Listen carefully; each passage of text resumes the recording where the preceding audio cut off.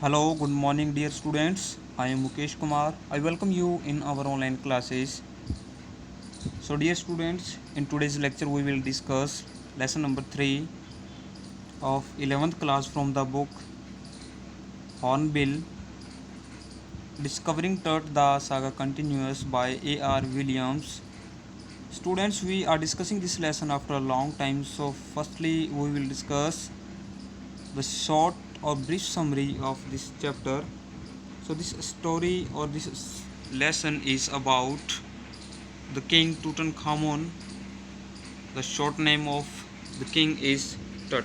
Okay, he was just a teenager when he died. वह सिर्फ एक टीनेजर थे लगभग, ठीक है, जब उनकी मृत्यु हुई। और सबसे लास्ट अपने जो फैमिली के जो जिन्होंने रूल किया था इजिप्ट के ऊपर, उनके सबसे पावरफुल उस फैमिली के एक वंशज थे, ठीक है। और इनकी जो टोम क्या होता है, उनकी जो कब्र या उनका जो मकबरा था वो कब खोजा गया, सन 1922 के अंदर उसकी खोज की गई थी। ओके, और उनकी जो लगभग उसके बाद में किया गया उसकी खोज।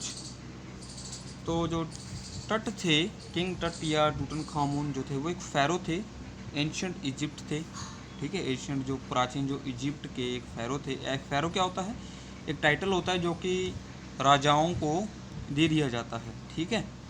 और टूटनखामुन का जो बर्थ और जो उनका जो टाइम पीरियड है वो 1352 कब से लेकर के है, 1372 1352 तक का है, BC मतलब बिफोर क्राइस्ट। लगभग अब कौन सा 2000 मान के चलिए, हुआ 2022 था, लेकिन 2000 से हम काउंट करते हैं तो ये कितना बन जाएगा, लगभग 3350 के करीब, ठीक है। ये उनका जो टाइम पीरियड रहता है, इतने साल उस बात को हो चुके, 3352 साल, ओके, उनके लाइफ को। तो उसकी जो टूम है, उसकी जो मकबरा है, उसको डिस्कवर किया गया, पहली बार खोजा गया, वो था ब्रिटिश आर्कियोलॉजिस्ट हॉवर्ड कार्टर, ठीक है। हॉवर्ड कार्टर के द्वारा उनके मकबरे को खोजा गया था। और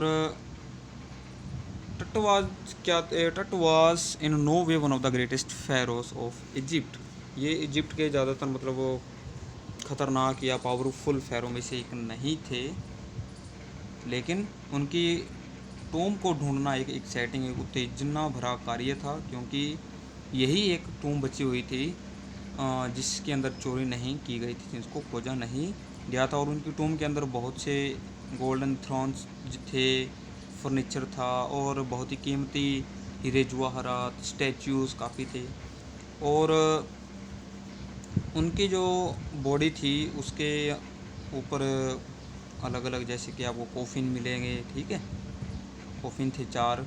और अब जो उनकी जो बॉडी है, ठीक है, या उनका जितना भी खजाना था वो आपको कहाँ मिलेगा, कैरो, CAIRO, कैरो, जो कि कैपिटल है किसकी, इजिप्ट की कैपिटल है, ठीक है। वहाँ एक म्यूज़ियम है, उसके अंदर आपको ये सब चीज़ें देखने को मिलेंगी। और टूटनखामुन फ़ैरो कब बने थे, लगभग 9 वर्ष की एज में, जैसा कि ऊपर लिखा, सब छोटी सी एज में ही थे वो जब उनको राजा बनाया गया था। और वो रूलर बने थे जब फ़ैरो की मतलब एक लड़की से उसको शादी की गई थी, आखिनातिन नाम की, ठीक है। वो राजा थे जो फ़ैरो, उनकी बेटी से उनकी शादी हुई थी। उस राजा का नाम था आखिनातन। आखिनातन जो कि अपने शासनकाल के दौरान उन्होंने जो सूर्य देव थे, उनका नाम मतलब वो इजिप्ट के अंदर एटन बोला जाता है, तो सूर्य देव की उन्होंने उपासना करने को, उनकी पूजा करने का वहाँ पर नियम बनाया था। और उन्होंने अपनी जो राजधानी थी उस समय अमरना को चुना था। और जब टूटनखामुन राजा बने तो वो अपने जो पुराने रीति रिवाज थे या धर्म थे उसी को वापस लेके आए, और अपने उनकी जो पुरानी जो कैपिटल थी वो थी थेब्स, उसी को दोबारा उन्होंने इस्टेब्लिश किया। और वो 1352 BC में चल बसे थे। और उन्होंने लगभग 8 साल की एज तक, 8 साल ही शासन किया था। 9 साल की एज में तो वो सिंहासन पर बैठे और 8 साल उन्होंने शासन किया था। और ये माना जाता है कि उनका मर्डर हुआ होगा, क्योंकि इतनी छोटी एज में कोई भी राजा नहीं मरा था इससे पहले। और उनको कोई भी मतलब जो बच्चे थे उनके अनबॉर्न ही थे वो, ठीक है, बच्चे जितने भी उनके हुए थे कोई भी बच्चा मतलब जीवित नहीं रह पाया था। इस वजह से उनका वंशज आगे नहीं बढ़ पाया और उनका वंश वहीं पर ख़त्म हो गया था। तो डियर स्टूडेंट्स, मेरी सबसे समरी में तो इतना काफ़ी है, 5 मिनट का हो चुका आपका एक लेक्चर, लेकिन जाते जाते कुछ एक क्वेश्चंस हम इसके कर लेते हैं, ठीक है। तो आज 2 क्वेश्चन डिस्कस करेंगे हम, बाकी हम कल करेंगे। तो पहला क्वेश्चन है, why has King Tut's body have been subjected to repeated scrutiny.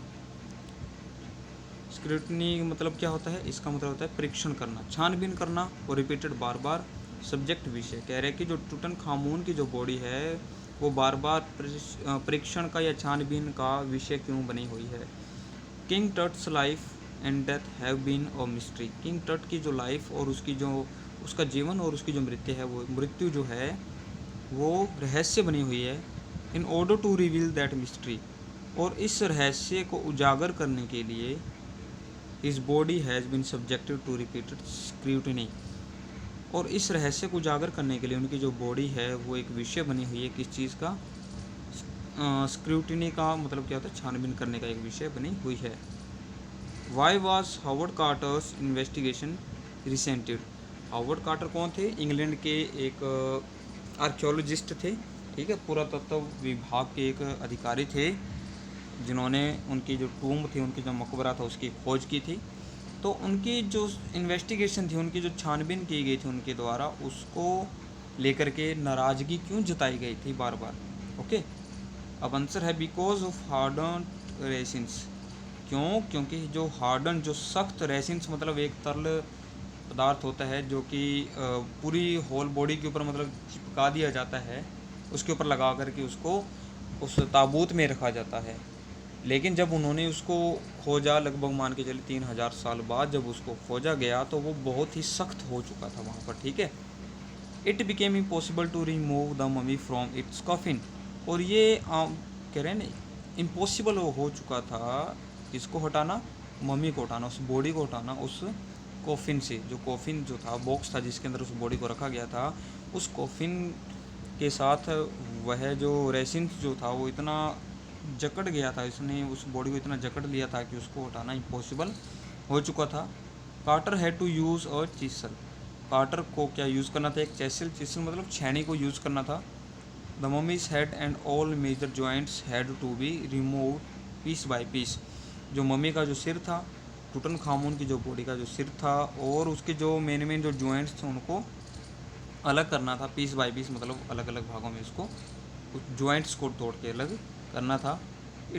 It was thought that Carter had damage the mummy, और ये माना गया, ये सोचो, ये माना गया था कि कार्टर ने उस बॉडी को, जो मतलब मम्मी जो थी, उसको डैमेज कर दिया, उसको हानि पहुंचा दी, उसको तोड़ ना दिया हो, कहीं पर नुकसान ना पहुंचा दिया हो।